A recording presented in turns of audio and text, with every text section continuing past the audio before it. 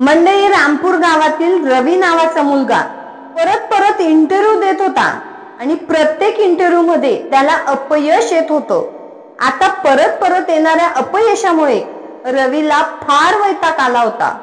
आज पुन्हा एकदा रवीने एका ठिकाणी इंटरव्ह्यू देण्याचा विचार केला की कमीत कमी आजच्या दिवशी तरी माझं या इंटरव्ह्यू मध्ये सिलेक्शन होईल आणि मी माझ्या आई वडिलांना घेऊन शहरामध्ये राहायला जाईल। आणि रवी त्या दिवशी त्या मोठ्या कंपनीमध्ये इंटरव्ह्यू देण्यासाठी गेला, पण रवीने पाहिले की आधीच इंटरव्ह्यू देण्यासाठी भरपूर असे लोक लाईन मध्ये उभे आहेत।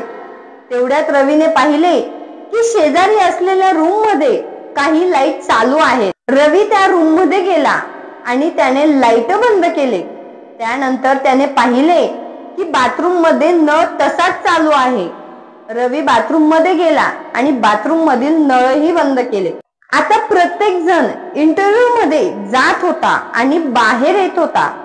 आता रवीचा नंबर आला आणि इंटरव्ह्यू साठी त्या रूम मध्ये गेला। रवीने आपली फाईल इंटरव्ह्यू घेणाऱ्या मॅनेजरला दिली। त्यानंतर मॅनेजर म्हणाला, तुम्ही या इंटरव्ह्यू मध्ये पास झाले आहात। रवी आश्चर्याने त्या मॅनेजरला म्हणाला, अहो तुम्ही माझा इंटरव्ह्यू घेतलाच नाही, तुम्ही फाईल न बघता मला कसं काय पास केलं? मॅनेजर शांतपणे म्हणाला, आम्ही आजच्या इंटरव्ह्यू मध्ये कॅन्डिडेटला कोणतेही प्रश्न विचारले नाहीत, फक्त आम्ही हे पाहत होतो की कॅन्डिडेट किती शिस्तीचा आहे।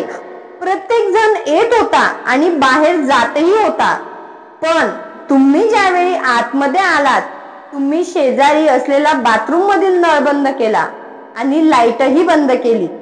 आजच्या काळामध्ये तुम्हाला किती नॉलेज आहे यापेक्षा तुम्ही किती शिस्तीने वागता हेही महत्त्वाचे आहे। विचार आवडल्यास लाईक करा, चॅनलला सबस्क्राईब करा। पुन्हा भेटूया पुढच्या व्हिडिओमध्ये। धन्यवाद।